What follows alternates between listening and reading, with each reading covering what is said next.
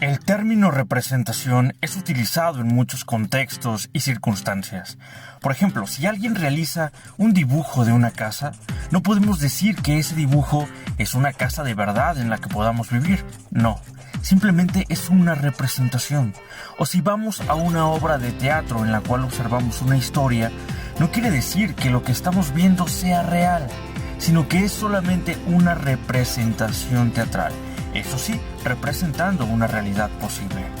El término representación, en lógica, es algo muy similar y consiste en aquellas ideas o imágenes en nuestra mente las cuales representan algún objeto conocido. Y se generan de esta manera.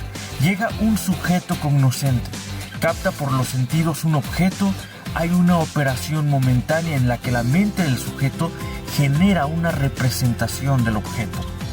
Las representaciones se dividen en dos: representaciones sensibles, a las que llamamos imágenes, y representaciones intelectuales, a las que llamamos ideas. A las primeras no las estudia la lógica directamente, pero a las representaciones intelectuales sí, porque las representaciones intelectuales ya son pensamientos. Una representación intelectual es el primer grado de pensamiento, que como ya dijimos, también se le llama idea. Y para hacer la distinción de las representaciones sensibles e intelectuales, vamos a poner un ejemplo. Imagina que un buen día vas de visita a la casa de un amigo. Cuando entras, lo primero que ves al frente es el reloj antiguo que está en la sala. Y tú sabes que es un reloj gracias a tu representación intelectual. No importa que ese modelo de reloj no lo hayas visto nunca. Pero reitero, gracias a tu representación intelectual, reconoces dicho objeto. Cuando de regreso llegas a tu casa, ves el reloj de tu sala y sabes que ambos relojes son distintos. Y sabes que son distintos gracias a tus representaciones sensibles. Entonces, las representaciones sensibles en este ejemplo son dos: la del reloj de tu amigo y la del reloj de tu casa. Tienes dos representaciones sensibles de reloj, pero representaciones intelectuales solamente una, la cual es reloj. Entonces, ¿cuál es la diferencia entre representaciones sensibles e intelectuales? Las representaciones sensibles se generan en la imaginación, por lo que reciben también el nombre de imágenes, y se genera una por cada objeto conocido, con sus características propias como el color, la forma, el tamaño, etc. Resulta que por medio de los sentidos captamos objetos y sus características, de tal modo que si conocemos dos lápices distintos, captaremos dos imágenes de lápices, cada uno con sus características. Y si fueran 10 distintos, de igual manera, una representación sensible por cada lápiz. Pero en las representaciones intelectuales ocurre lo contrario.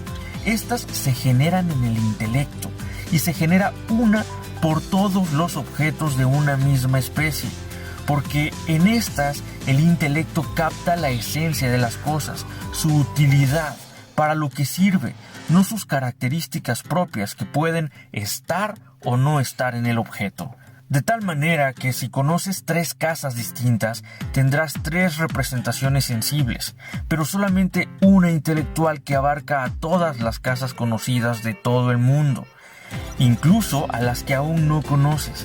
Tan es así que cuando veas una casa que no hayas visto jamás, la podrás reconocer, gracias a que en tu intelecto tienes la representación de la esencia de casa, es decir, la representación intelectual de casa. Dicho de otra manera, la idea de casa. Por último, y a manera de resumen, vamos a ver algunas características más de la diferencia de representaciones sensibles y representaciones intelectuales. Las representaciones sensibles son llamadas imágenes porque se generan en la imaginación del sujeto. En cambio, las representaciones intelectuales las llamamos también ideas, y estas se generan en el intelecto. Las representaciones sensibles no las estudia directamente la lógica.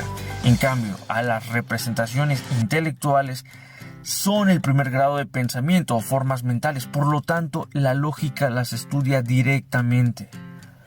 Las representaciones sensibles son particulares, es decir, una por cada objeto conocido.